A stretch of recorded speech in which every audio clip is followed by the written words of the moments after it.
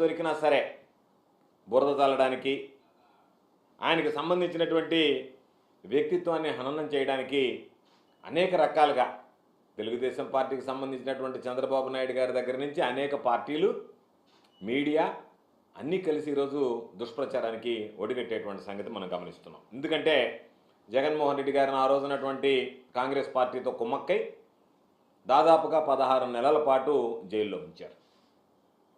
ఆ రోజు సిబిఐ చెప్పింది, ఈడీ చెప్పిందని వీళ్లే కథనాలు వడ్డించి ముందు 1,00,000 కోట్ల రూపాయల అవినీతిని అన్నారు. ఆ తర్వాత ఆ 1,00,000 కాస్త 45,000 అని చెప్పి వాళ్ళ నోటితో వాళ్లే మాట్లాడారు. తీరా సిబిఐ వేసినటువంటి ఛార్జ్షీట్ వెతికి వేసినా సరే 1,500 కోట్ల రూపాయల లోపే వచ్చింది తప్ప అంతకు మించి రాలేదు. అంటే దాని మీద ఈ రోజు వరకు కూడా ఒక్క ఆధారాన్ని కూడా చూపించలేక రకరకాలైనటువంటి ప్రయత్నాలు చేస్తున్నా సరే అవి ఎక్కడా వెళ్ళి ఫలించటం లేదు. కారణం అవినీతి జరగలేదు కాబట్టి మీరే అంకెల గారితో ఒక్కొక్క అంకె తగ్గించుకుంటూ వచ్చి ఈరోజు మరలా ఎన్నికలు ముగిసిన తర్వాత కూడా గతంలో మీరు ఏ విధంగా 1,00,000 కోట్లు 45,000 కోట్ల రూపాయలు అని చెప్పి మాట్లాడారో, ఏ విధంగా అయితే బురద జల్లారో జగన్మోహన్ రెడ్డి గారి మీద, ఆ కార్యక్రమాన్ని మరలా 2024 ఎన్నికల తర్వాత కూడా కొనసాగించేటువంటి ప్రక్రియకి ఈరోజు మీరు శ్రీకారం చుట్టారు. ఈరోజు ఒకసారి గమనిద్దాం, అక్కడేం రాశారు, ఇక్కడేమొచ్చింది, జగన్మోహన్ రెడ్డి గారి పేరుందా లేకపోతే మరొకటి ఉందా, దాని అంశం ఏంది, ఒక రిపోర్ట్ను ఆధారంగా చేసుకొని మాట్లాడుతున్నారు. కేసు లేదు, ఇంతవరకు అది విచారణకు తీసుకోలేదు. దానికి సంబంధించి ఆదాని వాళ్ళ సంస్థ ఒక ఖచ్చితమైనటువంటి బేస్లెస్ అలిగేషన్స్, మేము దీన్ని న్యాయ పోరాటం చేస్తాము, వీటికి ఏమీ ఆధారాలు లేవని చెప్పి కూడా వాళ్ళు చెప్పడం జరిగింది. ఇది యుఎస్కి సంబంధించినటువంటి ఆ సెక్కి, అదానీకి సంబంధించినటువంటి దాన్ని జగన్మోహన్ రెడ్డి గారికి ముడిపెట్టి, జగన్మోహన్ రెడ్డి గారికి నేరుగా అదానీతో సంబంధాలు ఉన్నట్టుగా, దాంట్లో ఏదో ఆంధ్రాకు సంబంధించినటువంటి ఉద్యోగులకు అఫీషియల్స్కి ఇచ్చామని చెప్పి రాసినట్టుగా, కాబట్టి జగన్మోహన్ రెడ్డి గారికే ఇవన్నీ ముట్టినట్టుగా దాన్ని ధృవీకరిస్తా అనేక రకాలైనటువంటి కథనాలు, మరీ ముఖ్యంగా ఈనాడు పత్రికకు సంబంధించి రోజుకు ఒక కథనం వడ్డించేటువంటి పరిస్థితి జరిగింది. ఒకసారి చూస్తే ఇది అందరూ గమనించాల్సింది, ప్రజలకు స్పష్టత ఇవ్వాలనేటువంటి ఆలోచనతో వాళ్ళు మాట్లాడేటువంటి పనికిమాలినటువంటి మాటలకు జవాబు చెప్పాల్సినటువంటి అవసరం లేదు, కానీ ప్రజలకు ఈ విషయం మీద స్పష్టత ఇవ్వాల్సినటువంటి అవసరం ఉంది. కాబట్టే ఈరోజు ఈ మీడియా సమావేశాన్ని ఏర్పాటు చేయడం జరిగింది. ఒక్కసారి ఆలోచన చేస్తే ఆంధ్ర రాష్ట్ర ప్రభుత్వం జగన్మోహన్ రెడ్డి గారు ముఖ్యమంత్రిగా ఉన్నటువంటి సమయంలో ఒప్పందం కుదుర్చుకున్నది సెకీతో, సోలార్ ఎనర్జీ కార్పొరేషన్ ఆఫ్ ఇండియాతో. అదానితో ఏ రోజు కూడా జగన్మోహన్ రెడ్డి గారు కానీ, ఆంధ్రప్రదేశ్ జగన్మోహన్ రెడ్డి గారు ముఖ్యమంత్రిగా ఉన్నప్పుడు ఆంధ్రప్రదేశ్ ప్రభుత్వం ఏ రోజు కూడా అదాని సంస్థతో ఒప్పందాలు కుదుర్చుకున్నటువంటి నేపథ్యం లేదు. మొట్టమొదటిగా ప్రతి ఒక్కరూ గమనించాల్సినటువంటిది, అదాని సంస్థకి జగన్మోహన్ రెడ్డి గారు ముఖ్యమంత్రిగా ఉన్నప్పుడు ఆంధ్రప్రదేశ్ రాష్ట్ర ప్రభుత్వానికి మధ్య ఎటువంటి లావాదేవీలు జరగలేదనేటువంటిది స్పష్టంగా ప్రతి ఒక్కరు గుర్తుంచుకోవాల్సింది. అయితే ఈరోజు సెకీకి వెళ్ళడానికి కారణం కూడా, ఎందుకు మీరు సోలార్ ఎనర్జీ కార్పొరేషన్ ఆఫ్ ఇండియాకి వెళ్ళారు అంటే, solar energy corporation of India September 15వ తేదీ ఆ లేఖ కూడా ఉంది. ఆ లేఖ ఇది మీకు కూడా ఇస్తాను నేను. సెప్టెంబర్ 15, 2021 నాడు, సెప్టెంబర్ 15, 2021 నాడు ఒక లేఖ రాసింది. దానిని మీకు అతి తక్కువ ధరకే, అంటే దాదాపుగా ₹2.49 ఈరోజు మన రాష్ట్ర ప్రభుత్వం కొనుగోలు చేస్తున్నటువంటిది, దేశ వ్యాప్తంగా చూసినా సరే అతి తక్కువ ధరగా భావించేటువంటి ₹2.49 అతి తక్కువ ధరకే ఇస్తామని చెప్పి ఆంధ్ర రాష్ట్రానికి SECI, solar energy corporation of India లేఖ రాయడం జరిగింది. ఆ రోజు ఆలోచన చేశారు. జగన్మోహన్ రెడ్డి గారు తీసుకున్నటువంటి నిర్ణయం కాదు, క్యాబినెట్లో చర్చించారు. దాని మీద అధికారులందరూ కలిసి ఒక కమిటీగా ఏర్పడి రిపోర్ట్ ఇచ్చారు. ఆ రిపోర్ట్లను ఆధారంగా చేసుకున్న తర్వాత అంతిమంగా దానిని ఆమోదించడం జరిగింది. కాబట్టి జగన్మోహన్ రెడ్డి గారు ఒక్కరేనో, జగన్మోహన్ రెడ్డి గారు మిగతా వాళ్ళు వద్దంటే జగన్మోహన్ రెడ్డి గారు ప్రమేయంతోనే జరిగింది అనేటువంటిది ఈరోజు కొంతమంది మాట్లాడుతుంటే నవ్వాలనో ఏడవాలనో తెలియనటువంటి విడ్డూరమైనటువంటి పరిస్థితి. కాబట్టి 15వ తేదీ రేఖ రాసిన తర్వాత ₹2.49 మేము విద్యుత్ ఇస్తామని చెప్పి వాళ్ళు ప్రకటించిన తర్వాత జగన్మోహన్ రెడ్డి గారు ఆలోచన చేశారు. ఈరోజు మనం 9 గంటలు గతంలో మాదిరి కాకుండా ఉచిత విద్యుత్ ఇస్తున్నాం రైతులకి. రైతుల ప్రయోజనాలను కాపాడాలి అంటే తక్కువ ధరకి విద్యుత్ ఇస్తే, ఈరోజు మరలా చూస్తే విద్యుత్ కనెక్షన్లు ఆగిపోయాయి. ఎందుకు ఆగిపోయాయి? చంద్రబాబు నాయుడు విద్యుత్ కనెక్షన్లకు సబ్సిడీ ఇవ్వాలా, భారం పడుతుంది కాబట్టి కనెక్షన్స్ రిలీజ్ చేయడం ఆపేశారు. పాపం ఈరోజు రైతులు పొలమని కార్యాలయాల చుట్టూ తిరుగుతున్నారు. అయ్యా మాకు విద్యుత్ కనెక్షన్లు ఇవ్వండి, మీకు విద్యుత్ అవకాశం కల్పించండి, ఉచిత విద్యుత్ కింద వాడుకోవడానికి రైతులు ఇబ్బంది పడుతున్నామంటే ఈరోజు రిలీజ్ చేసి ఆపేశారు, బ్యాన్ ఉంది అని చెప్పి వాళ్ళ కొత్త కనెక్షన్లు ఇచ్చేటువంటి పరిస్థితి లేదు. కాబట్టి వాటిని అన్నింటినీ అధిగమించాలి.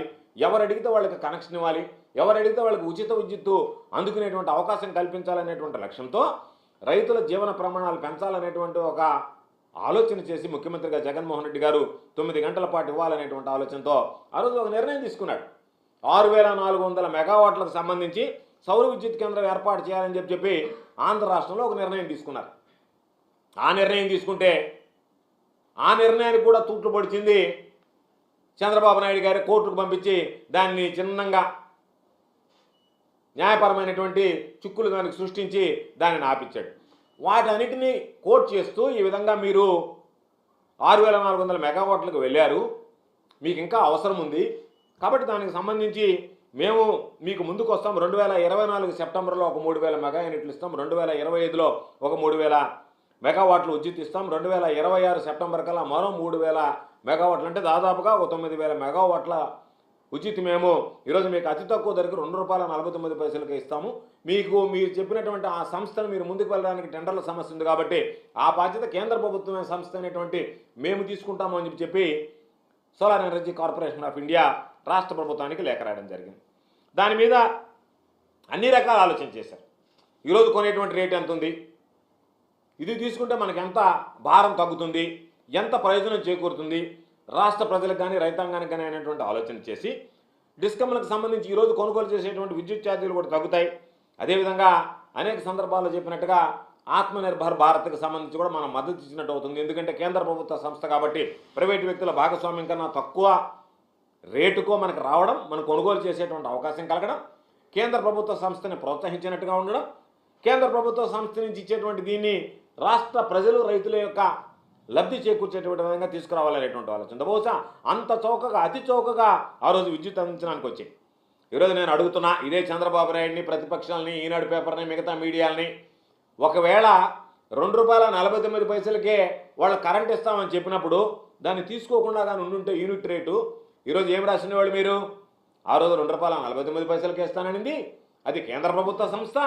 అయినా మీరు లాలూచిపడి రకరకాలైనటువంటి వాటితో మీరేదో ముడుపులు ఆశించి దానిని తీసుకోలేదు కాబట్టి పెద్ద తప్పు చేశారని చెప్పి గొగ్గోలు పెట్టేటువంటి వాళ్ళు.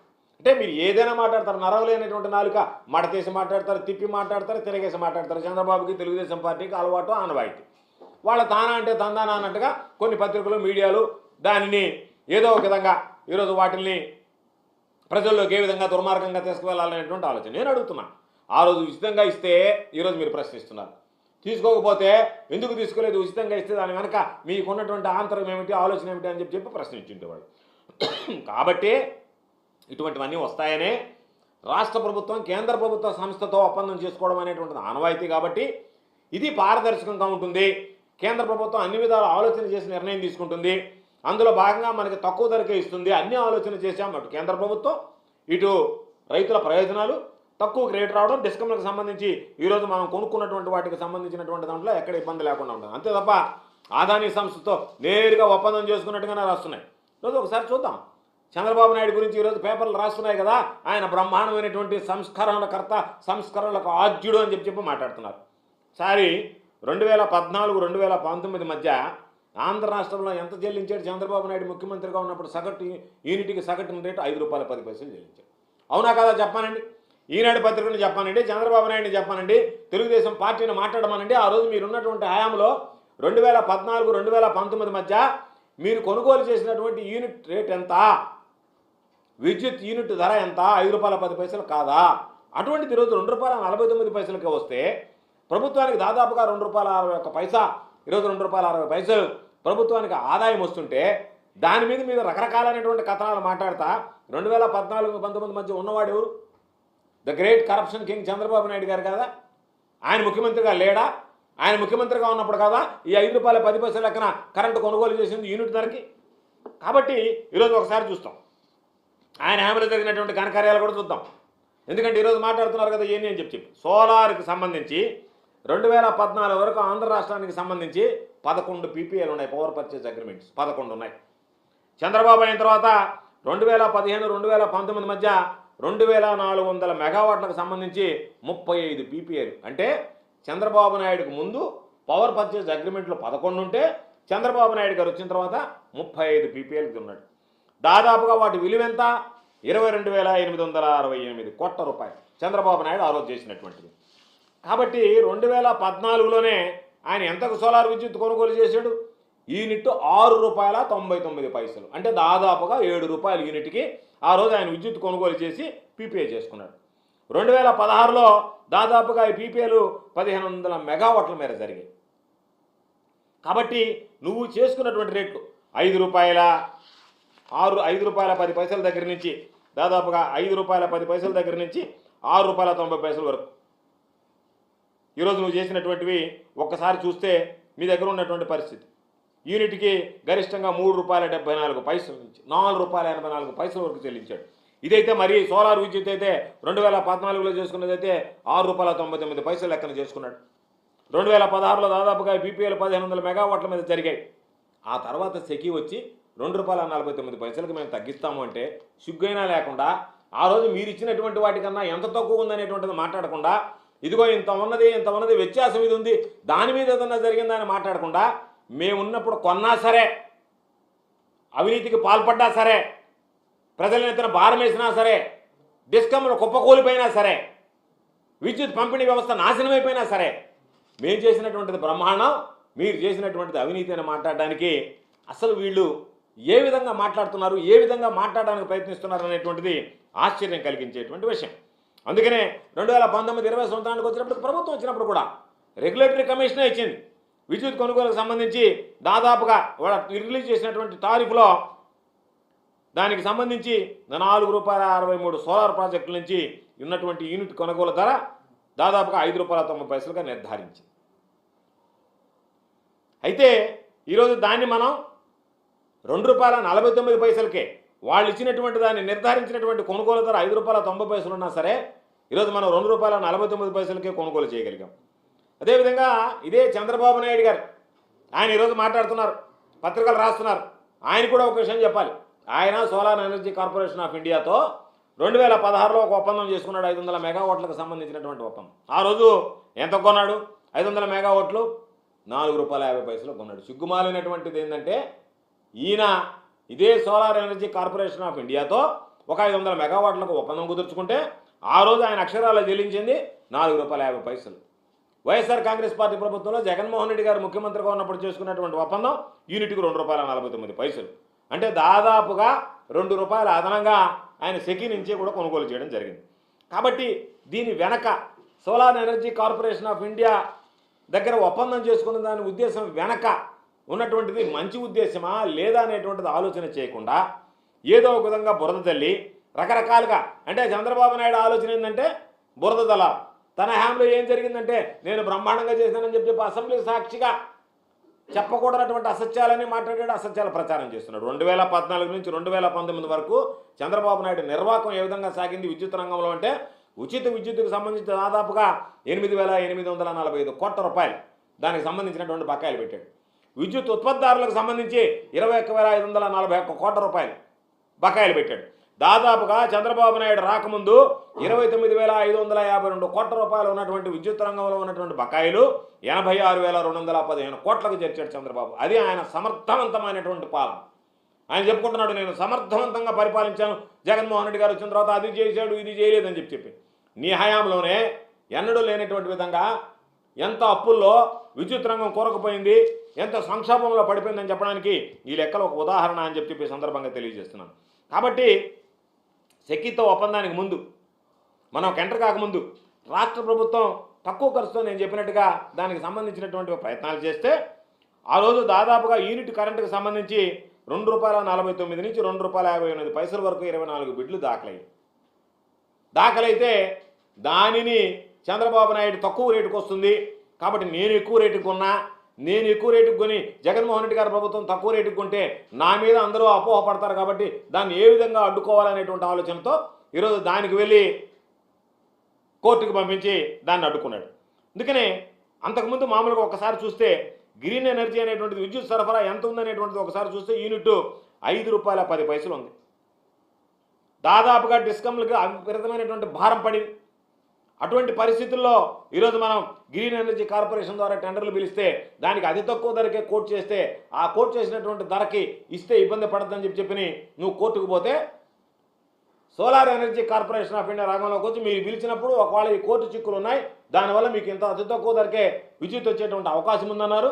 కాబట్టి ఆ రేటుకే మీరు వేసినప్పుడు ఏదైతే రేటు కోట్ చేశారో ఆ రేటుకే అతి తక్కువైనటువంటి ₹2.49 మేము ఇస్తాము అని చెప్పిన మీదట 7,000 మెగావాట్లకు సంబంధించి ₹2.49 అత్యంత చౌకగా ఈరోజు డిసెంబర్ 1, 2021న ఏపీ డిస్కంలు ఏదైతే ఉన్నాయో ఇవి మనం ఒప్పందం చేసుకోవడం జరిగింది.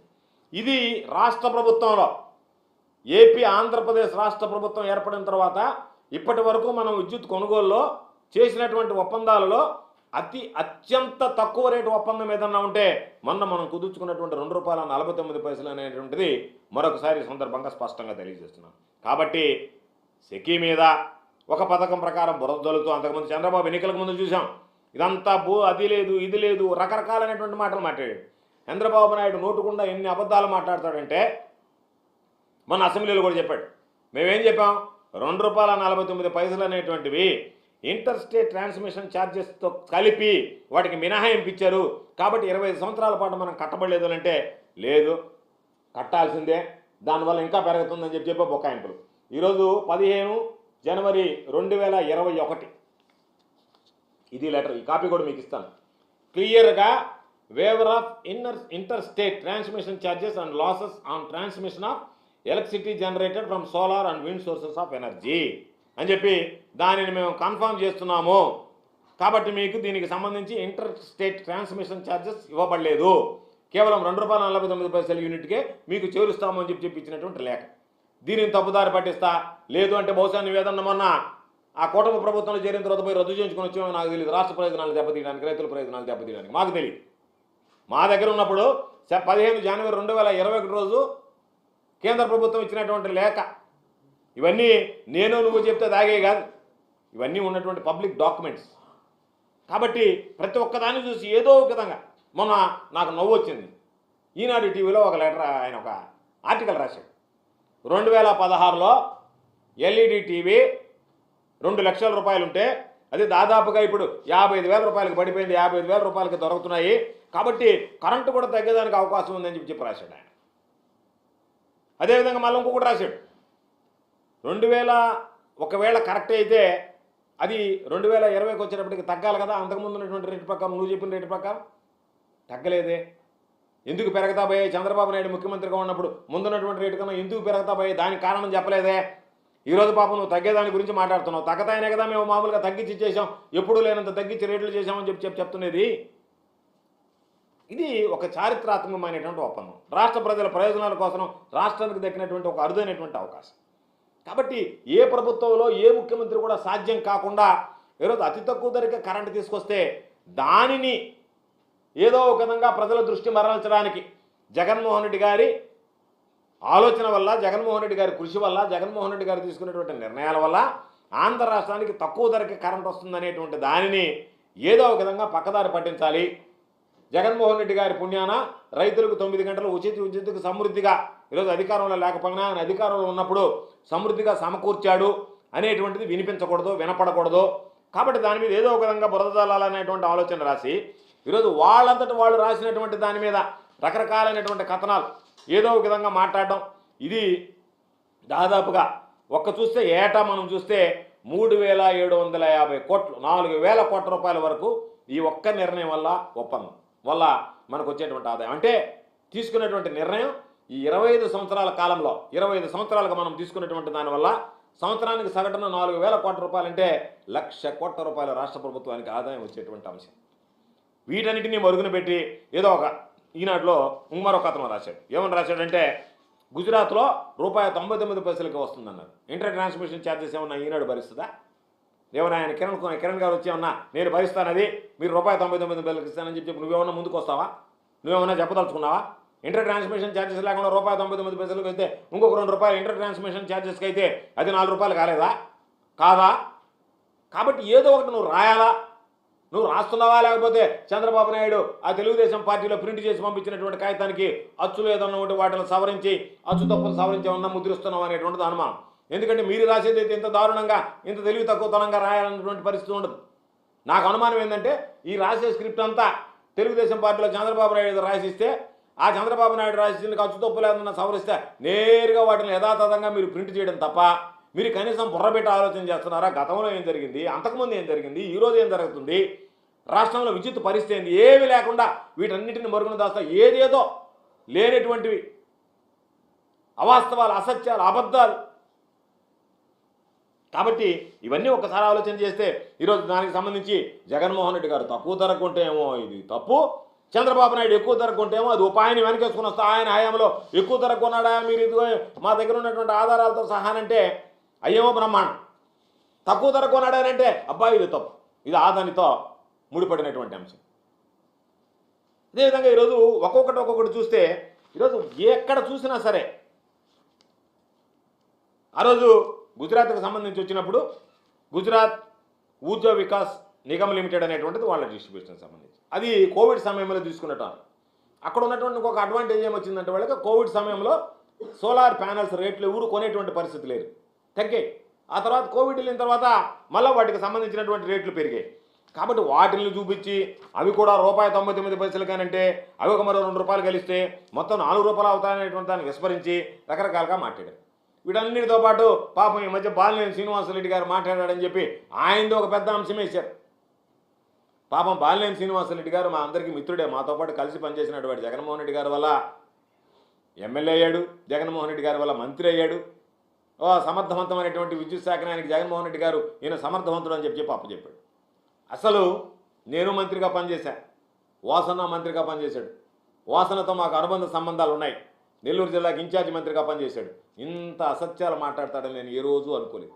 ఏదైనా చంద్రబాబు నాయుడు పవన్ కళ్యాణ్ దగ్గర మెహర్బానీ కావాలంటే నువ్వు వెళ్ళేదన్నా మాట్లాడచ్చు, కానీ జగన్మోహన్ రెడ్డి గారి మీద మాట్లాడడానికి, ఆ ప్రభుత్వాన్ని గురించి విమర్శించడానికి, ఆ ప్రభుత్వంలో బాధ్యతాయుతంగా పనిచేసినటువంటి వ్యక్తిగా నీకు మనసు ఎట్లా ఒప్పిందో నాకు అర్థం కావడం లేదు.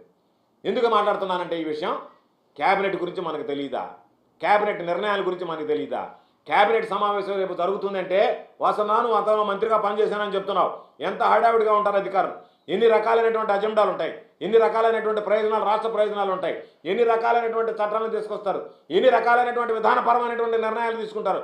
ఆ నిర్ణయాలు తీసుకునేటువంటి సమయంలో రాత్రి బగుళ్ళు పనిచేసినా సరే అజెండా దగ్గరికి వచ్చేటప్పటికి కొన్ని మిస్ అవుతాయి, కొన్ని రాకుండా పోతాయి.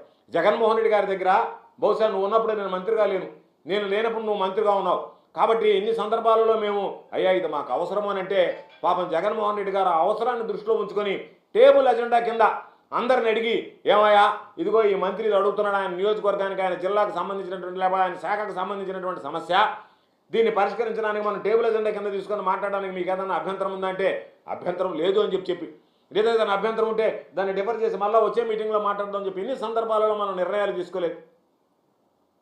అటువంటిది ఈరోజు ఏదో అర్ధరాత్రి నాకు ఫైల్ వచ్చింది, నీకు అర్ధరాత్రి ఫైల్ వచ్చేది ఏంటి, నువ్వు ఉన్నప్పుడు ఈ ఫైలింగ్ సిస్టమ్ ఉంది, నీకు ఎవడో ఒకటి తీసుకొచ్చి నీ దగ్గర సంతకం పెట్టమండి, నీకు ఆటోమేటిక్గా నీ సిస్టంలో వస్తుంది ఫైల్, నువ్వు చూసుకుంటావు. ఆ సిస్టంలో వచ్చేటువంటి ఫైల్కి అర్ధరాత్రి ఫైల్ వచ్చింది, అపరాత్రి ఫైల్ వచ్చింది, నా మీద ఒత్తిడి వచ్చిందంటే నువ్వు ఎవరి మొహమాటం కోసం, ఎవరి మెహర్బానీ కోసం, ఎవరి దగ్గర నువ్వేదో నీ స్థాయి పెంచుకోవాలనేటువంటి ఆలోచన కోసం విమర్శలు చేసావో అర్థం కానిటువంటి పరిస్థితి. నువ్వు దయచేసి ఎప్పుడైనా సరే పార్టీని వదిలిపోయావు అనేటువంటిది బాగుంటుంది, కానీ ప్రభుత్వం మీద నువ్వేదైతే మంత్రిగా పనిచేసావో ఆ ప్రభుత్వం మీద, ఎవరైతే నీకు అవకాశం ఇచ్చారో ఆ నాయకుడు జగన్మోహన్ రెడ్డి గారి మీద నీకున్నటువంటి అవకాశాలు ఏందో తెలియదు, నువ్వు ఏ ప్రయోజనాలు ఆశిస్తున్నావో తెలియదు. ఆ ప్రయోజనాలు ఆశించి నువ్వు పనిచేయడంలో తప్పలేదు, కానీ ఆ ప్రయోజనాలు ఆశించి ఆ ప్రభుత్వం మీద జగన్మోహన్ రెడ్డి గారు లాంటి నాయకుడి మీద బురద చల్లడం అనేటువంటిది నీకు తగదు అనేటువంటిది ఈ సందర్భంగా తెలియజేస్తున్నాను. ఎందుకు చెప్తున్నానంటే ఈరోజు ఈ జిల్లాకు సంబంధించే తెలుగు ప్రాచీన విశిష్ట అధ్యయన కేంద్రం ఈరోజు సర్వేపల్లిలో ఉంది. దానిని నేను క్యాబినెట్ మంత్రిగా పోయినటువంటి తొలి సమావేశంలో వచ్చింది. నాకు వచ్చి చెప్పారు అధికారులు, సార్ సమావేశంలోకి వస్తుంది, మీరు ఒక్కసారి దాన్ని త్రూ చేయించండి అని. వీళ్ళు కూర్చుంటే ₹1 కోటి కట్టమని చెప్పారు, 1,05,00,000 అనుకుంటా, 5 ఎకరాలకు సంబంధించి.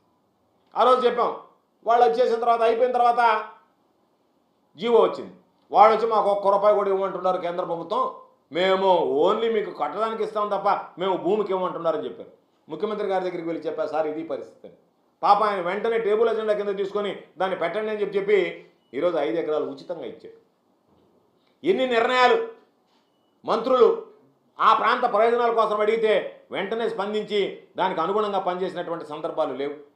కాబట్టి ఇవన్నీ పక్కన పెట్టి ఏదో ఒక విధంగా బురద దల్లాలనేటువంటి ఒక దుర్మార్గం అనేటువంటి ఆలోచన తప్ప జగన్మోహన్ రెడ్డి గారు మనం ఏదన్నా అడిగితే కాదని కానీ లేదని కానీ మాట్లాడినటువంటి సందర్భం కానీ లేదా రాష్ట్ర ప్రజల ప్రయోజనాన్ని పణంగా పెట్టేటువంటి విధంగా కానీ మరొకటి కానీ పాల్పడినటువంటి పరిస్థితి లేదు. ఈరోజు మీ పరిస్థితి ఎట్టుంది? ఈనాడు అనేది ఏంది? మిగతా పత్రికలు చదవం. ఈనాడు గురించి ఎందుకు మాట్లాడుతున్నారని మీకు అనుమానాలు రావచ్చు. ఈనాడు ఏ పత్రిక లేనప్పుడు ఒకే ఒక పత్రిక చాలామంది చదివేటువంటి పత్రిక ఉంది కాబట్టి ఈనాడు మాట్లాడుతున్నా, లేకపోతే దాని గురించి కూడా మాట్లాడు. ఆయన రామోజీరావు గారి దగ్గర నుంచి ఈరోజు వరకు పాపం చాలా విషయాలు చెప్తున్నారు, నీతిని గురించి, నిజాయితీని గురించి. మీకు బుద్ధి అయినా ఉండాలా, మాట్లాడడానికి సిగ్గు అయినా ఉండాలా? బుద్ధి సిగ్గు లేనటువంటి మీ యాజమాన్యం మార్గదర్శి పేరుతో ఈరోజు నియమ నిబంధనలు తొంగలో దొక్కి, ఆర్బీఐ గైడ్లైన్స్ను తొంగలో దొక్కి మీరు యథాచ్ఛగా మీకు లేనటువంటి హక్కును వినియోగించి డిపాజిట్లు వసూలు చేసి ఈరోజు సుప్రీంకోర్టు ముందు దోషిగా నిలబడ్డటువంటి మీ సంస్థ ఈరోజు జగన్మోహన్ రెడ్డి గారి గురించి, జగన్మోహన్ రెడ్డి గారి వ్యక్తిత్వాన్ని హననం చేసేటువంటి విధంగా మాట్లాడడం అనేటువంటిది సిగ్గు చేయటనేటువంటి విషయం అని చెప్పి సందర్భంగా తెలియజేస్తున్నాను. మీరు ఒకసారి గమనించండి, ఈనాడు పత్రిక ఎంత క్రెడిబిలిటీ ఉందో. ఈనాడు పత్రిక నా మీద రాసింది, సిబిఐకి సంబంధించినటువంటి దాంట్లో అంతా జరిగిపోయింది, సిబిఐకి వచ్చేసింది, గోవర్ధన్ రెడ్డికి ఆ కేసులో ఇంత, ఈ కేసులో ఇంత, పాపం ఆయనే శిక్ష చేసేసాడు. పాపం ఈనాడు ఆయనే అప్పుడు రామోజీరావు గారు బతుకున్నాడు, ఆయన పాపం ఆ కేసులో సిబిఐ కేసులో శిక్ష చేశాడు. ఈరోజు ఏదైనా వస్తే సిబిఐ లాంటి సంస్థ దర్యాప్తు జరిపించాలని రాస్తుంది ఈనాడు. ఆ రోజు సిబిఐ జరిపి క్లీన్ చిట్ ఇస్తే ఆ సిబిఐని విమర్శించింది ఈనాడు. అంటే ఈనాడుకి కావాల్సింది నీకు అనుగుణంగా వార్త రావాల్సిందే తప్ప వాస్తవాలు పనికిరావు. సిబిఐ మీద విచారణ చేసింది, వాస్తవాలు వెలుగు చూస్తున్నాయి. గోవర్ధన్ రెడ్డికి నైతికత ఉంటే రాజీనామా చేయాలని పెద్ద పెద్ద బ్యానర్ ఐటమ్లు మీరు రాసి, ఆ రాసిన తర్వాత సిబిఐ విచారణ పూర్తయ్యేటప్పుడు ఈరోజు అయిపోయింది, రేపు అయిపోయింది, దొరికిపోయాడు, అయిపోయింది, ఆ ఉపహార కేసు ఒక ఆయన, ఈయన సోమిరెడ్డి ఒక ఆయన, పంచాకబెట్టి ఆయన, వీళ్ళందరూ కలిసి కేసులు, శిక్షలు కూడా ఖరారు చేశారు. ఈరోజు కూడా అదే పరిస్థితి ఉంది మీది. మీ బ్రతుకంతా అదే. ఈ మీద బట్టి జగన్మోహన్ రెడ్డి గారి మీద వైఎస్ఆర్ కాంగ్రెస్ పార్టీ ప్రభుత్వం మీద ఏడవడమే. తీరా సిబిఐ క్లీన్ చిట్ ఇస్తే సిబిఐని విమర్శించేటట్టుగా రాశావు నువ్వు పత్రికలో. కాబట్టి మీ ఆలోచన విధానం ఏ విధంగా ఉంది అంటే ఇక అజెండాతో పనిచేస్తున్నారు మీరు. ఆ అజెండా ఏంది? జగన్మోహన్ రెడ్డి గారి మీద బురద తల్లాలా, జగన్మోహన్ రెడ్డి గారు ఒప్పు చేసినా సరే దాన్ని తప్పుగా చూపించాలా, చంద్రబాబు నాయుడు ఎన్ని తప్పులు చేసినా సరే వాటిని ఒప్పులుగా చూపించాలా, చంద్రబాబు నాయుడు అవినీతి అక్రమాలన్నింటినీ పక్కన పెట్టి ఓహో ఆహా అంట పొగడాలా, జగన్మోహన్ రెడ్డి గారు ఏ మంచి పని చేసినా సరే ఆ పనికి సంబంధించి ఇది కరెక్ట్ కాదు అని చెప్పి జగన్మోహన్ రెడ్డి గారి మీద నిందలు వేయాలనేటువంటి ఆలోచన. కాబట్టి నేను స్పష్టంగా మరొకసారి ప్రజలందరికీ మీడియా ముఖంగా తెలిపేది ఏంటంటే ఇది ఆదానితో సంబంధం లేదు. వైఎస్ఆర్ కాంగ్రెస్ పార్టీ ప్రభుత్వానికి జగన్మోహన్ రెడ్డి గారికి ఆదానితో సంబంధ బాంధవ్యాలు లేవు. దీనికి సంబంధించి ఈరోజు ఏదన్నా పెట్టుబడులు వస్తే ఆ పెట్టుబడులు వస్తాయేమో, అన్ని పెట్టుబడులు వచ్చాయి అని చెప్పంటే ఆ రోజు ఏం పెట్టుబడులు రాలేదండి. ఈ రోజు మరలా మీ పత్రికలే ఇన్ని లక్షల కోట్ల పెట్టుబడులు తెచ్చాడు జగన్మోహన్ రెడ్డి గారు ఆదాని దగ్గర. దాని వెనక ఆంతరం ఏమిటి అంటే వస్తే ఒక బాధ, రాకపోతే ఒక బాధ, వస్తే అవినీతి ఉన్నట్టు, రాకపోతే తేనట్టు. కాబట్టి ఏది కావాలంటే అది మీరు మాట్లాడితే ప్రజలు నమ్ముతారు, విశ్వసిస్తారంటే అది మీ భ్రమ, పొరపాటు. కాబట్టి ప్రజలకు సంబంధించినటువంటి దాంట్లో స్పష్టత ఇవ్వాల్సినటువంటి అవసరం ఉంది. కాబట్టి ఆదానికి సంబంధించిన ఆదాని సంస్థకు సంబంధించి జగన్మోహన్ రెడ్డి గారు ముఖ్యమంత్రిగా ఉన్నప్పుడు ఆంధ్రప్రదేశ్ రాష్ట్ర ప్రభుత్వానికి సంబంధించి ఎటువంటి లావాదేవీలు జరగలేదు. కేవలం ఆంధ్ర రాష్ట్ర ప్రభుత్వం కేంద్ర ప్రభుత్వ సంస్థ అయినటువంటి సోలార్ ఎనర్జీ కార్పొరేషన్ ఆఫ్ ఇండియాతో అతి తక్కువ ధరకే ఆంధ్ర రాష్ట్ర రైతులు ప్రజల ప్రయోజనాల కోసం ఈరోజు మనం తీసుకొచ్చాం. కాబట్టి మీరు చెప్పేటువంటివన్నీ కూడా అభూత కల్పనలు,